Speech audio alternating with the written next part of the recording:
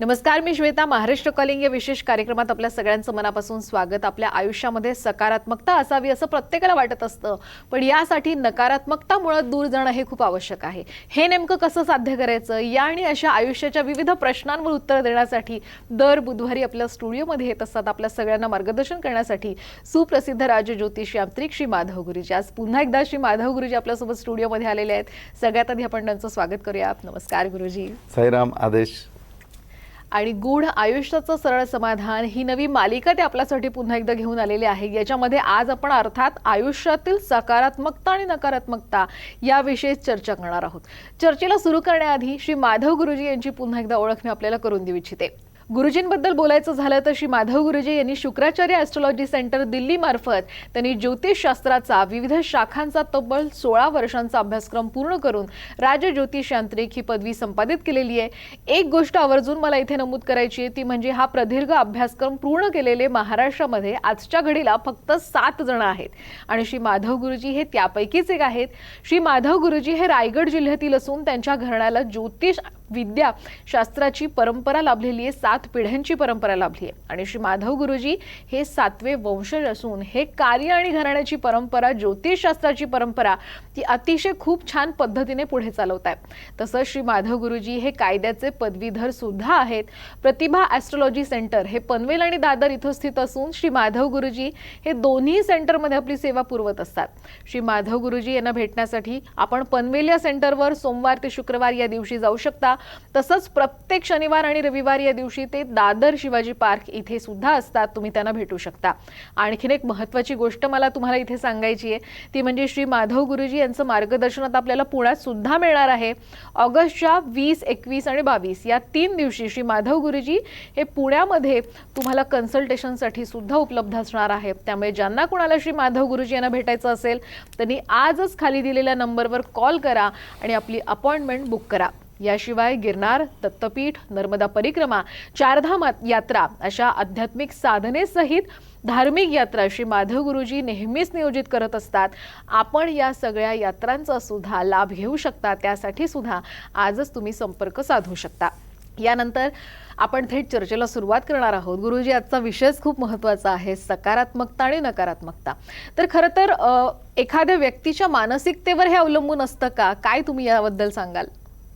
सकारात्मकता आणि नकारात्मकता या दोन्ही गोष्टी घेतल्या तर म्हणजे पॉझिटिव्ह थिंक आणि निगेटिव्ह थिंक या दोन्ही गोष्टी बघाल तुम्ही. जर हा स्वभावाचा पार्ट धरला म्हणजे जर तुम्ही विचारलं की स्वभावाचा हा भाग आहे का, तर स्वभावाचा जर हा भाग धरला तर स्वभाव आपल्याला माहिती आहे की आपण काय म्हणतो की माणूस मेला तरी त्याचा स्वभाव बदलत नाही. म्हणजे त्याच्याकरता वेगळ्या म्हणी आहेत की सुंब जळला तरी पीठ असाच राहतो. म्हणजे या सगळ्या गोष्टींमध्ये एवढं नक्की आहे की त्याचा स्वभाव बदलत नाही.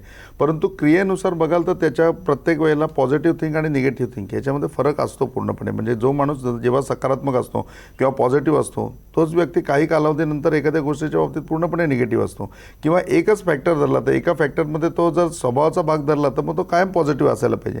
म्हणजे एखादी गोष्ट 20व्या वर्षी निर्णय घ्यायचा होता त्यावेळेला तो पॉझिटिव्ह होता आणि 25व्या वर्षी तोच निर्णय घेताना तो पूर्णपणे निगेटिव्ह आहे. मग जर या दोन्ही गोष्टी स्वभावाचा भाग असता तर 100% तो 25व्या वर्षी 20व्या वर्षी त्याचं जे पॉझिटिव्ह होतं तर ते 25व्या वर्षी पण पॉझिटिव्हच राहिलं असतं.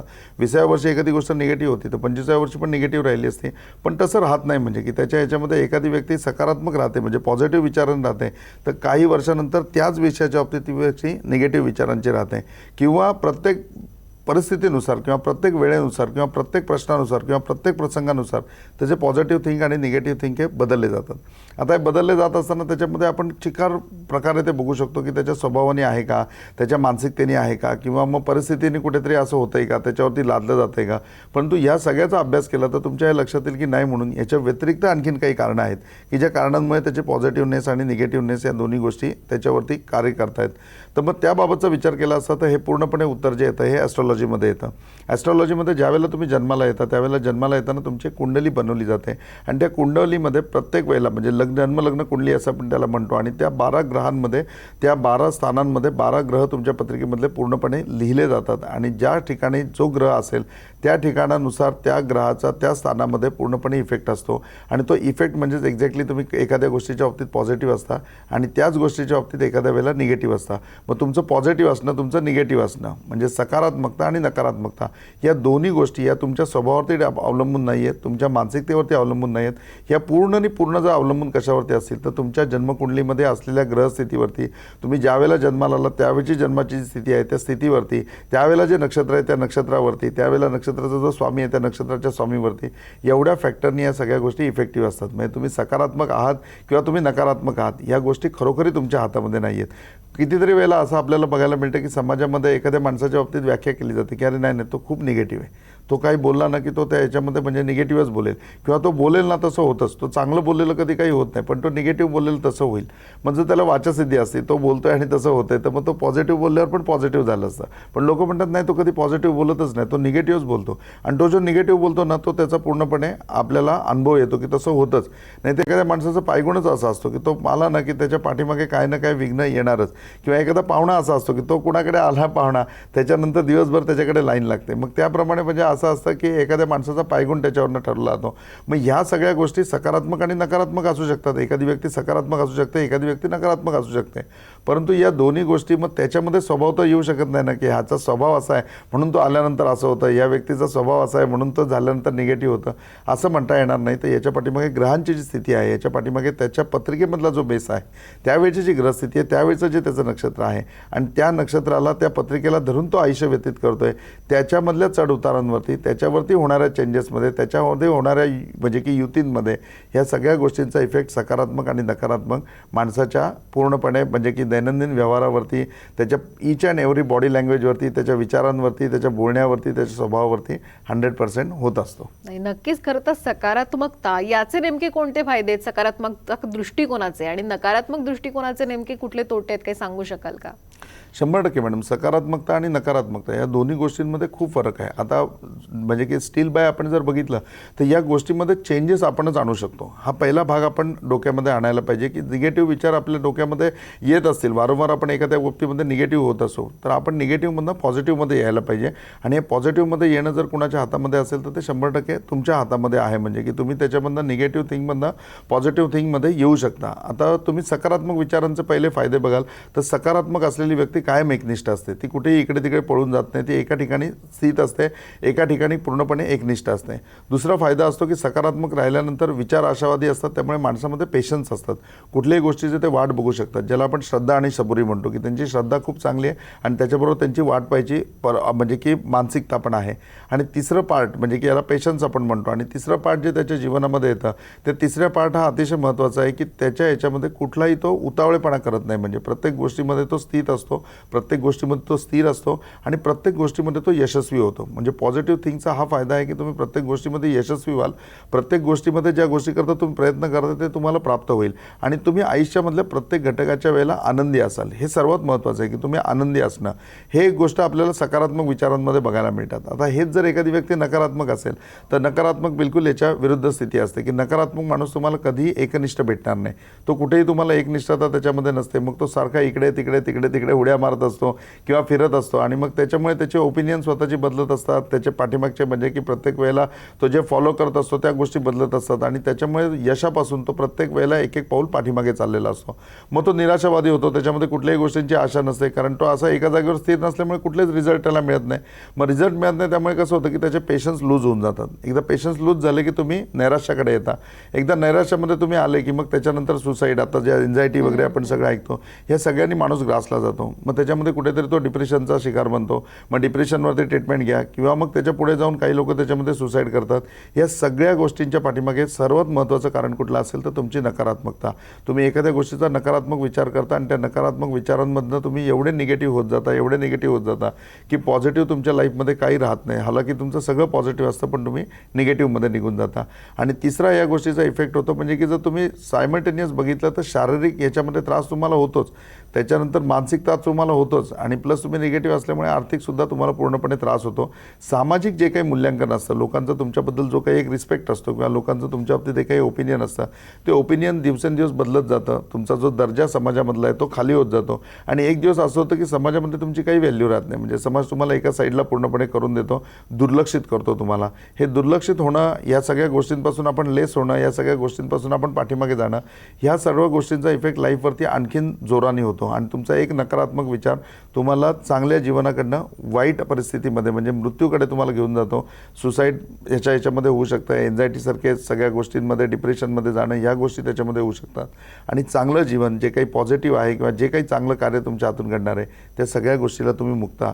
आणि हा सर्वात मोठा इफेक्ट नकारात्मकच्या बाबतीमध्ये तुमच्या आयुष्यामध्ये होतो. नाही, नक्कीच पॉझिटिव्ह आणि निगेटिव्ह राहण्याचा कुठल्याही व्यक्तीला खरं तर त्याच्या आयुष्यावर किती अगदी खोलवर जाऊन परिणाम होतो हे गुरुजींनी आपल्याला सांगितलंच खरं. आणखीन सुद्धा या विषयावर बरंच काही आपल्याला गुरुजींना विचारायचं, त्यांच्याकडनं जाणून घ्यायचं, ॲस्ट्रॉलॉजीमध्ये कशा पद्धतीने मार्गदर्शन नेमकं केलं जातं हेही जाणून घ्यायचं. पण वेळ झाली का छोट्याशा ब्रेकची, कुठेही जाऊ नका, पाहत रहा साम टीव्ही.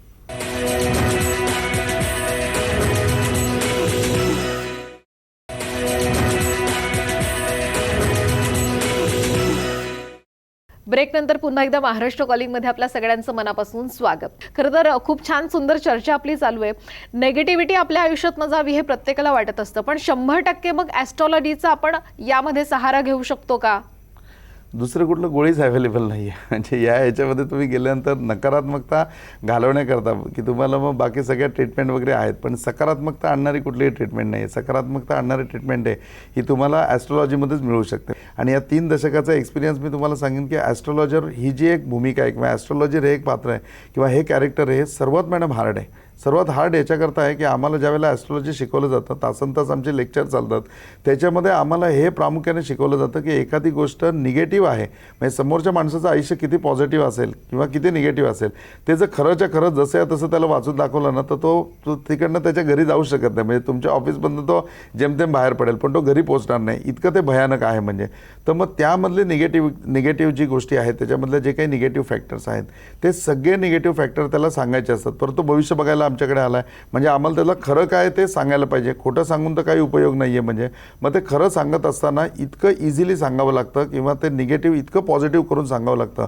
की त्यांनी त्या पॉझिटिव्ह म्हणजे की पूर्णपणे त्याचं ॲक्सेप्टेशन करायला पाहिजे आणि ॲक्सेप्टेशन करून त्याची खात्री झाली पाहिजे की नाही, याला मला काही उपाय पण आहेत की जे उपाय करून मी याच्यामधनं बाहेर पडू शकतो. सकारात्मकता त्याच्यामध्ये यायला पाहिजे की नाही अशी परिस्थिती येणार आहे आणि मी मानसिक तेवढा स्ट्रॉंग आहे की मी या सगळ्या गोष्टीला फाईट करू शकतो आणि त्याच्यातून बाहेर पडू शकतो. हा रोल अदा करण्यामध्ये प्रत्येक ॲस्ट्रॉलॉजरला मोठं टेन्शन असतं की आता समोर असं आहे की तो विचारतोय की माझी आर्थिक परिस्थिती कधी सुधारणार, माझी खायची मोत आहे, आणि मग याच्यामध्ये लिहिलं असतं की नाही तुला कुठेही कर्ज मिळणार नाही, तुझ्या आयुष्यामध्ये 1 रुपया पण येणार नाही आणि अजून 1 महिना स्टील तुला अशा अवस्थेमध्ये राहायचं आहे. हे जर त्याला सांगितलं नाही 1 महिना काय नाही होणार तुझं, तू जा म्हणून, तर तो माणूस घर तरी बघेल का? तो वाटेतच काहीतरी बरं वाईट करेल. म्हणजे मग असं न सांगता तो 1 महिना कसा पॉझिटिव्हली काढेल, 1 महिना कसा त्याचा लवकर संपेल आणि 1 महिना फाईट करण्याकरता कशी त्याची वृत्ती बनेल, हे सगळं ॲस्ट्रॉलॉजरचं काम असतं. आणि याच्यामध्ये 100% तुम्ही ॲस्ट्रॉलॉजीचा सहारा घ्या, हे तुम्हाला 100% नकारात्मकमध्ये सकारात्मकता आणतं. याचं मी एक छोटंसं उदाहरण देतो. आमच्याकडे म्हणजे की एक गव्हर्नमेंट सर्वंट आहेत, आता जस्ट ते रिटायर झाले आणि खूप चांगल्या हुद्द्यावरून ते रिटायर झाले. तर त्यांच्या लाईफमध्ये असं होतं की ज्यावेळेला ते तहसीलदार झाले त्यावेळेला म्हणजे की त्यांना भविष्याच्या बाबतीमध्ये खूप काही क्युरिओसिटी होती आणि ते वेगवेगळ्या ज्योतिषांकडे गेले. म्हणजे असे जवळजवळ त्यांनी 35 ज्योतिषी क्रमाक्रमाने एक 10 वर्षाच्या कालावधीमध्ये पार पाडले.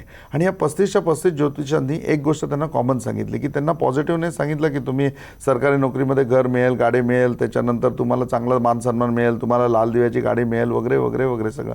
पण या सगळ्या ज्योतिषांनी एक शेवटचं भाकीत केलेलं होतं. ते शेवटचं भाकीत असं होतं की तुमचा मृत्यू हा नैसर्गिक नाही आहे, तुम्ही सुसाईड कराल, म्हणजे तुम्ही आत्महत्या कराल. आणि सगळ्या ज्योतिषांमध्ये हे फॅक्टर कॉमन होते की सगळ्यांनी शेवटचं वाक्य हे सांगितलं. आता 5-10 ज्योतिषी झाल्याच्या नंतर त्यांचीही मानसिकता पूर्णपणे बदली की नाही, आपला शेवट आहे ते आपल्याला सुसाईड करावं लागेल. मग सुसाईड करावं लागेल म्हणजे ते काहीतरी निगेटिव्हच असेल. मग असं आपल्या आयुष्यात काय निगेटिव्ह असेल या गोष्टीचा विचार करून त्यांनी मग ते ड्रिंक्सच्या आहारी गेले. त्यांच्या आयुष्यामध्ये पूर्णपणे अस्थिरता यायला लागली. मग ते कधी 4 महिने जॉबवरच जायचे नाही वगैरे अशा सगळ्या गोष्टी व्हायल्या. मग फॅमिलीमध्ये काही ना काही छोट्या छोट्या गोष्टींवरनं क्लॅशेस व्हायला लागले. मग त्यांचे आणि माझे दोघांचे कॉमन फ्रेंड आहेत, म्हणजे जे पण गव्हर्नमेंट ऑफिसर आहेत आणि मोठ्या हुद्द्यावरती आहेत. त्यांनी त्याला एक दिवस बोलून घेतलं आणि म्हटलं काय प्रॉब्लेम आहे तुझा? नाही म्हणले असं तसं आहे. ते म्हणले काय नाही, तू उठ, आमच्या ज्योतिषांकडे जा, आमचे गुरुजी आहेत आणि आमच्या गुरुजींना तू भेट आणि आमच्या गुरुजींना पत्रिका दाखव. ते म्हणले काय पत्रिका बघून त्यांनी मला सांगणार आहेत, म्हणजे तुला बरोबर सांगतील आणि त्याच्यानंतर तुला टेन्शन राहणार नाही एवढं मी तुला सांगतो. मग तेच एक दिवस वेळ काढून त्यांना माझ्याकडे घेऊन आले आणि त्यांनी पत्रिका दाखवली. मग पत्रिका बघायला मी सुरुवात केली आणि पत्रिका बघितल्यानंतर मला माहिती होतं की आता ह्यांना काय विचारायचं किंवा ह्यांना काय सांगायचं किंवा हे कशा करता आलेत. आणि मी भविष्यशास्त्राचा काही विषयच नाही काढला. मी अवास्तव इकडच्या तिकडच्या गप्पा मारत त्यांच्याशी बसलो. ते वारंवार प्रत्येक विषयावरनं मला ज्योतिषशास्त्रामध्ये आणत होते आणि मी ज्योतिषशास्त्रामधनं प्रत्येक विषयामध्ये लांब लांब पळत होतो. मग ते शेवटी म्हणले की फायनली तुम्ही माझी पत्रिका बघितली तर माझ्या पत्रिकेबद्दल काहीतरीच सांगा आणि प्लीज माझी तुम्हाला रिक्वेस्ट आहे की जे काही निगेटिव्ह आहे ते सांगा. त्याच्यावर मी हसलो आणि त्यांना म्हटलं की मला तुमच्या पत्रिकेमध्ये ना काहीच निगेटिव्ह वाटत नाही आहे. ते म्हटलं काहीच निगेटिव्ह वाटत नाही. हो म्हटलं, तुमच्या जन्मापासून मृत्यूपर्यंत, आता मी जाणून बुजून मृत्यू हा शब्द वापरला की तुमच्या जन्मापासून मृत्यूपर्यंत मला काहीही निगेटिव्ह वाटत नाही. ते म्हणले माझ्या मृत्यूच्या बाबतीत तुम्हाला निगेटिव्ह वाटत नाही. अहो तुम्ही माझी पत्रिका बघा, तुमच्या हे लक्षात येईल की माझ्या नशिबामध्ये नैसर्गिक मृत्यू नाही आहे. मी स्वतःला शूट करून घेईन, मी स्वतःला गळफास लावून घेईन, मी आत्महत्या करेन, अशा प्रकारचं आहे. त्याच्यावर मी हसलो आणि त्यांना म्हटलं की मृत्यू हा सुद्धा पॉझिटिव्ह असू शकतो, तुम्ही का निगेटिव्ह घेता. ते म्हणले काय सांगता गुरुजी, मृत्यू कुठं निगेटिव्ह असू शकेल. अहो मी मरणारी ही घटना काय निगेटिव्ह असू शकते का. मी आत्महत्या करणार आहे हे कुठे निगेटिव्ह असू शकतं का. मी म्हटलं असं काय नाही आहे. तुम्ही स्वतःच्या बाबतीतला पूर्ण अभ्यास करा. तुमच्या मृत्यूच्या बाबतीत तुम्ही मला सांगा की तुम्ही काय भविष्य सांगाल म्हणून मी तुम्हाला भविष्य सांगतो. मग त्याच्यावर म्हणले सांगा तुम्ही मला, तुम्ही माझ्या मृत्यूच्या बाबतीत काय सांगता. म्हटलं मी तुमच्या मृत्यूच्या बाबतीत अगदी निक्षेपणे हे सांगेन म्हणजे की यम की वो औकात नहीं, वो आए और आपको लेके जाए. हाँ, लेकिन आपकी ये हैसियत है, आप खुद को शूट कर लो, यम आहे और आपको लेके जाए. म्हणजे तुम्हाला ऑर्डरनी घेऊन जाणं हे यमाच्या पण हातामध्ये नाही आहे. हा पण तुम्हाला हे शक्य आहे की तुम्ही स्वतःला शूट करून घ्याल आणि मग यम येईल आणि तुम्हाला घेऊन जाईल. म्हणजे हे ऐकल्यानंतर ते एवढे पॉझिटिव्ह झाले की त्यांना मी सांगितलं की असं सर्वसामान्यांसारखं तुमचं आयुष्य नाही आहे की आता आजारी पडला आहे, आता कुठेतरी त्याचा बॅलन्स जातो आहे आणि तोल जातो आहे, कोणीतरी त्याला सांभाळायला आहे वगैरे. हे असं आयुष्य तुम्ही नाही जगणार, तुम्हाला आवडणार पण नाही असं आयुष्य जगायला. मग त्यावेळेला तुमच्या हातामध्ये हा असेल की नाही आता माझं सगळं झालेलं आहे, जेवढं कार्य मला करायचं ते कार्य माझं संपन्न झालेलं आहे, बस आता माझा राहून काय उपयोग नाही, तुम्ही स्वतःला शूट करून घ्याल. मृत्यू एवढा इझीसुद्धा असू शकतो. हे ऐकल्याच्या नंतर ते इतके पॉझिटिव्ह झाले की काही दिवसानंतर त्यांनी ड्रिंक सोडून दिलं. त्याच्यानंतर नोकरीमध्ये आणखीन म्हणजे ते चांगले कार्यरतच होते, त्यांचं कार्यही चांगलं होतं. फक्त जो त्याच्यामध्ये जो मिसप्लेस टाईम व्हायचा तो सगळा त्यांनी पूर्णपणे कव्हर केला. त्याच्यानंतर त्यांना प्रमोशनही मिळालं आणि त्या सगळ्या गोष्टी पॉझिटिव्ह झाल्या. आता याच्यामध्ये जो आपला प्रश्न आहे की ज्यावेळेला आपण नकारात्मकतेमध्ये असतो त्यावेळेला आपण ॲस्ट्रॉलॉजी ॲडवाईस घ्यायचा का, तर मी 100% तुम्हाला सांगेन की त्यावेळेला तुम्ही बाकी कुठेही न जाता ॲस्ट्रॉलॉजिकल ओपिनियन घ्या. ते 100% निगेटिव्हमध्ये काय पॉझिटिव्ह आहे ते तुम्हाला सांगेल आणि पॉझिटिव्ह तुमची मानसिकता पूर्णपणे त्या नकारात्मक गोष्टी पूर्णपणे काढून टाकून कुठल्याही दुष्मार्गाला, कधी लोक व्यसनाला जातात, कधी आत्महत्या करतात, कधी डिप्रेशनमध्ये जातात, या कुठल्याही रस्त्याला तुम्ही न जाता तुम्ही पूर्णपणे त्याचा सामना कराल.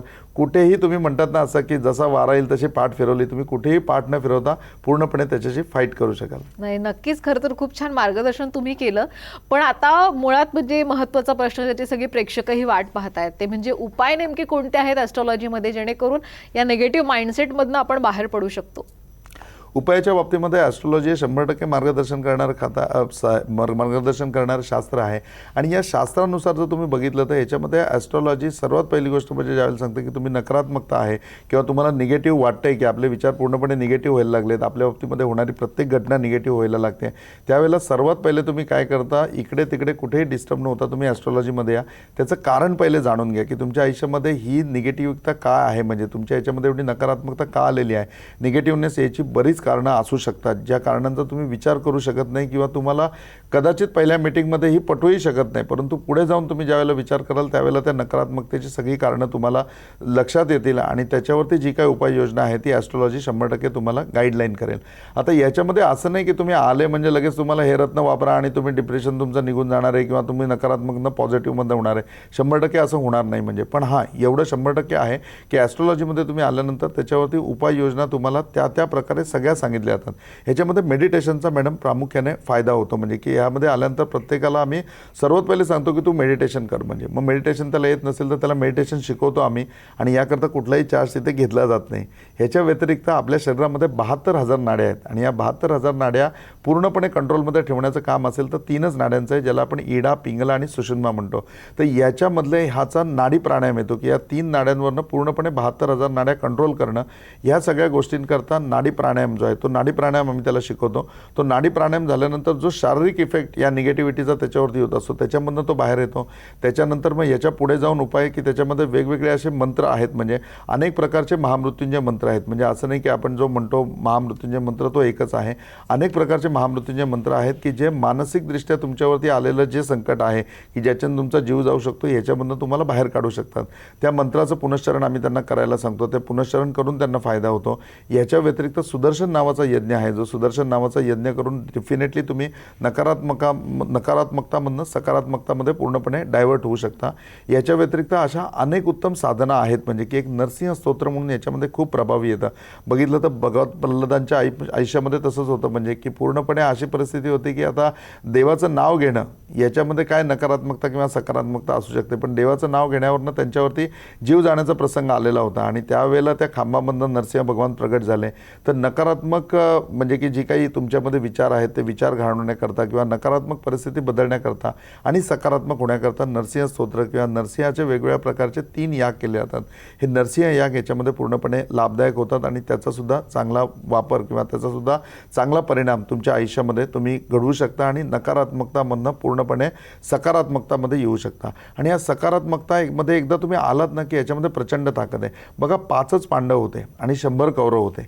संख्येने बघितलं तर त्यांना भेटणारे किंवा त्यांच्यामध्ये युद्धामध्ये सामील होणारे भरपूर राज्य होती, परंतु मॅक्झिमम राज्यांची संख्या 80% कुणाकडे होती तर कौरवांकडे होती आणि 20% कुणाकडे होती तर पांडवांकडे होती. म्हणजे 5 पांडव आणि 20% त्यांच्याकडे असलेलं सैन्यबळ आणि याच्या व्यतिरिक्त 100 कौरव आणि 80% असलेलं सैन्यबळ एवढं असूनसुद्धा पांडव पॉझिटिव्ह होते, त्यांच्यामध्ये पेशन्स होते, ते आशादायी होते, ते कृष्णाच्या ठिकाणी एकनिष्ठ होते.